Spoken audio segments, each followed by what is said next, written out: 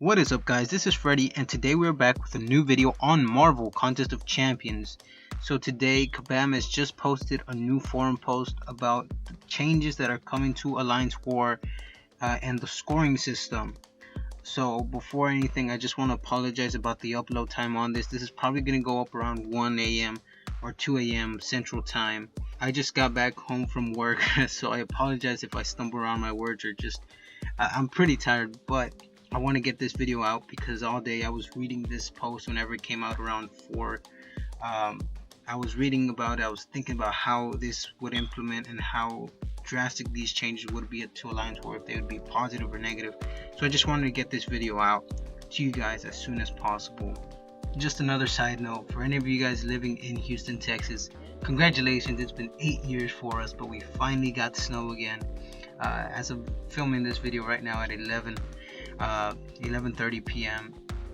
it's still snowing right now, so it's very exciting. It's been 8 years again. I mean, last time it snowed I was in 6th or 5th grade, so this is pretty exciting. But anyway, let's just get into the video. So Kabam made it very clear on the things that they were keeping in mind when redoing the scoring system.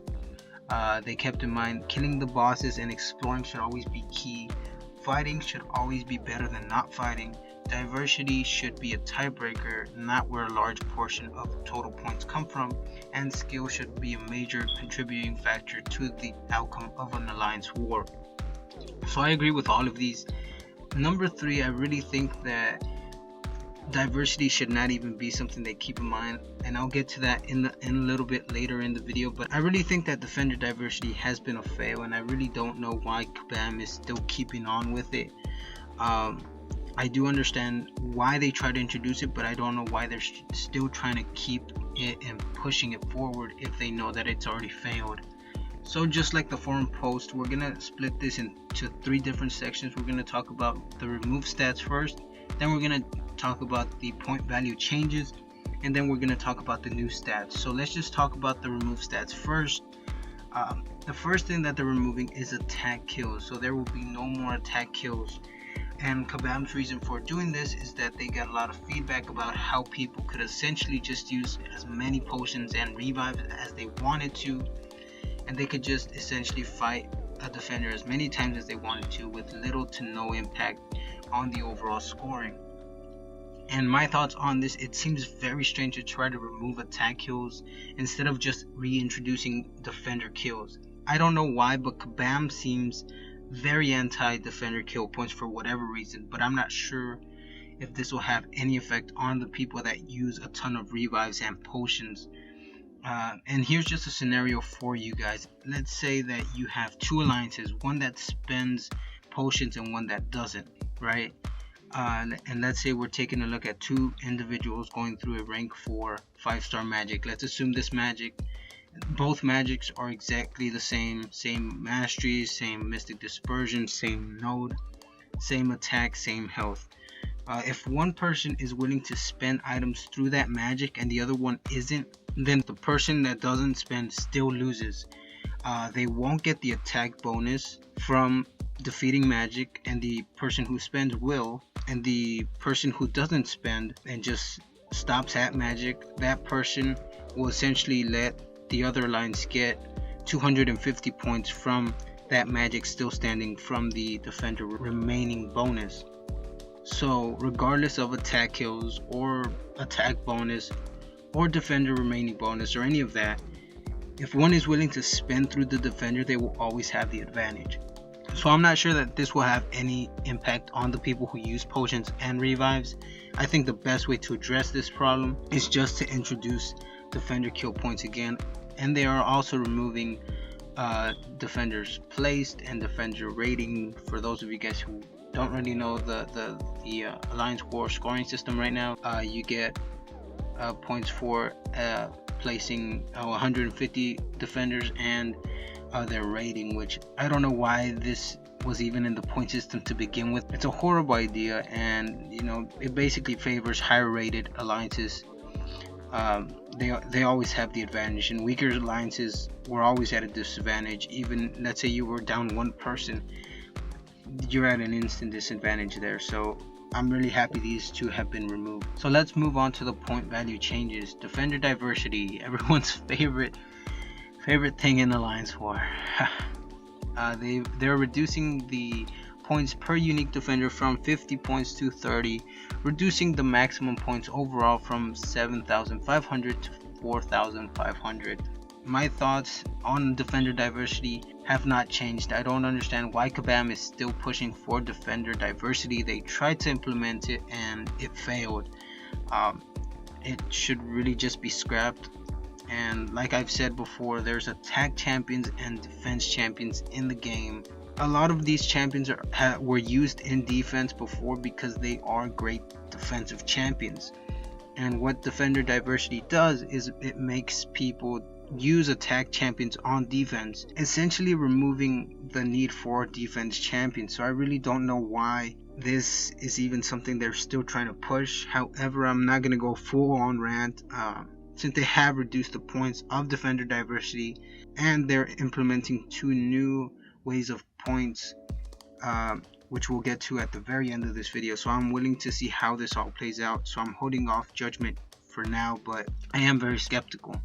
They are also reducing the amount of points you get for exploration, and the reason for this is that Kabam wants to reward people for fighting in Alliance War and not just taking portals and going through unplaced defender spots. My thoughts on this is just remove portals. I was initially very excited to see how portals would take place in Alliance War, but they really don't add much other than being a nuisance and just using up your energy. One of the ways that Kabam could fix this would be to make them not count towards exploration. I don't think that this will have too much effect though, since right now most Alliance Wars end with both alliances close to or at 100%, since again defender diversity makes fights so easy. And since defender diversity is still around, this may not change at all. So even after this update comes through with the new point system, most Alliance Wars may still end with 100% exploration on both sides. But again, holding off judgment until then, because we are having 2 more new stats, which we're gonna hit on right now. So the new stats, the first one being attack bonus. So like I said before, you get points for defeating defenders in the first, second, or third time trying to get them down. So if you defeat a defender for the first time, you gain 240 bonus points. If you defeat a defender in the second try, you're going to get 160 bonus points. And if you defeat the defender on the third try, you're going to get 80 points. 4 tries and up, you get 0 points. And Kabam's reason for this is to have a good balance between alliances having a strong defense and having a good diversity in your defense. They also made this change to avoid having players use items with it having no effect on the overall score. So now it will have an effect towards you if you use items. The more times you try a fight, the less amount of bonus points you will be able to get. This also helps to promote smart defender placement to deny opponent alliance from gaining extra bonus points through the defender remaining bonus that we'll get on right now. So defender remaining, this essentially will give you 250 bonus points for every defender that remains on the map once Alliance War has ended. And Kabam's reason for this is the same as attack bonus, is to promote smart defender placement and to remove defender diversity from being a key strategy for winning Alliance War and have it become a tiebreaker as it was meant to be. And my thoughts on these both, really good. I really think that this is a smart way to try to fix Alliance War. I'm not sure if this will be enough to actually fix Alliance War, but I am very sure that this is going towards the right direction. I'm still not going to say this is going to be good, because this is all on paper, and as many of you guys know who've been watching me for a good while, I don't like saying something is good before I actually have it in my hands, before I've experienced it. I don't do reviews based on the spotlight that Kabam comes out with until I actually have the champion. And same with this, I'm not going to say that this is good just based off reading it. because on paper something may sound good, but in practice it may not be good. But I still think that reverting to the original Alliance War system would be miles better than anything Kabam could try to come up with to fix the current Alliance War system. So I am keeping my hopes grounded for this Alliance War update that they're coming out with, since there is a good chance to fail. But I do hope that this will fix Alliance War. Anything would be better than what we have right now, since Alliance War is very, very bad right now. But anyway, I want to hear what you guys have to say. I am going to link down the discussion and the forum post down in the description below. But I want to hear your thoughts on these changes. Are you excited? Do you think that some of these things aren't good for Alliance War? Please let me know in the comment section below. Like the video and subscribe to the channel if you haven't already.